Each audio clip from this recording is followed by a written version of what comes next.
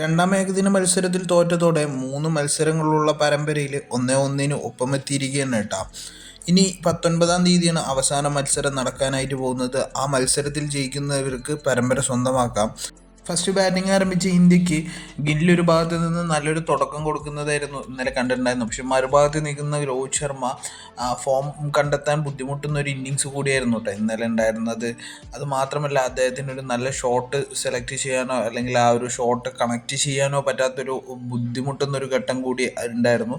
ഗില്ലൊരു ഭാഗത്ത് 31 ബോളിൽ 30 റൺസ് എടുത്ത സമയത്ത് രോഹിത്തിൻ്റെ സമ്പാദ്യം 47 ബോളിൽ 26 റൺസ് ആയിരുന്നു കേട്ടോ. വളരെ സ്ലോ ഇന്നിങ്സ് ആയിരുന്നു രോഹിത് ശർമ്മ കാഴ്ചവെച്ചത്. അതിനുശേഷം വന്ന കോഹ്ലിയും ശ്രേയസും കൂടി ചേർന്നിട്ട് അത്യാവശ്യം നല്ല സ്കോർ ബിൽഡ് ചെയ്തെങ്കിൽ കൂടി അത് ഇന്ത്യൻ ടീമിന് മുതലാക്കാനായിട്ട് പറ്റിയില്ല എന്ന് തന്നെ വേണമെങ്കിൽ പറയാം.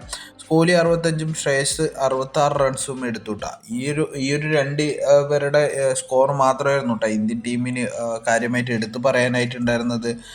വേറെ വന്ന ഇഷാൻ കിഷാൻ ആണെങ്കിലും ശിവൻ ദുബെ ആണെങ്കിലും വാഷിങ്ടൺ സുന്ദർ ആണെങ്കിലും അക്ഷർ പട്ടേൽ ആണെങ്കിലും രണ്ടക്കം കിടക്കാതെ പുറത്തായതോടു കൂടിയിട്ട് തന്നെ ഇന്ത്യൻ സ്കോർ വളരെ ലോ റൺ റേറ്റിൽ ഒതുങ്ങുന്ന ഒരു ഘട്ടമായിരുന്നു ഉണ്ടായിരുന്നത്.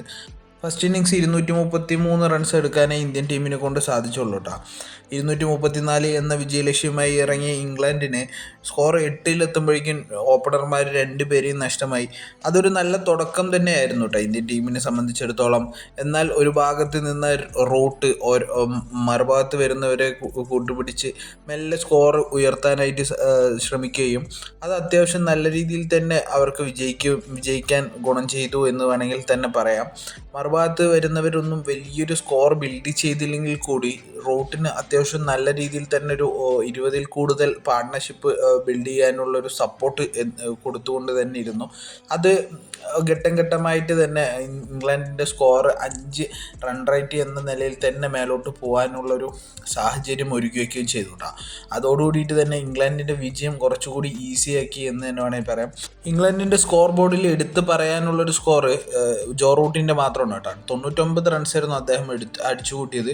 ബാക്കിയുള്ളവരൊന്നും കാര്യപ്പെട്ട റൺസ് അടിച്ചില്ലെങ്കിൽ കൂടി അവർ ആ ഒരു 20-30 എന്നുള്ള ആ ഒരു സ്കോർ എല്ലാവരും കീപ്പ് ചെയ്തതോടുകൂടിയിട്ട് തന്നെ ഇംഗ്ലണ്ടിൻ്റെ വിജയം കുറച്ചുകൂടി എളുപ്പത്തിൽ അവർക്ക് സാധ്യമാക്കാനായിട്ട് സാധിച്ചു. ഇരു ടീമുകളും ഓരോ മത്സരം വീതം വിജയിച്ചതുകൊണ്ട് തന്നെ ഇനി നടക്കാനിരിക്കുന്ന 19-ാം തീയതിയിലെ ഏകദിന മത്സരം ഫൈനൽ പോലെ തന്നെ ആയിരിക്കും ഇരു ടീമുകളിലും കാണാനായിട്ട് പോകുന്നത്.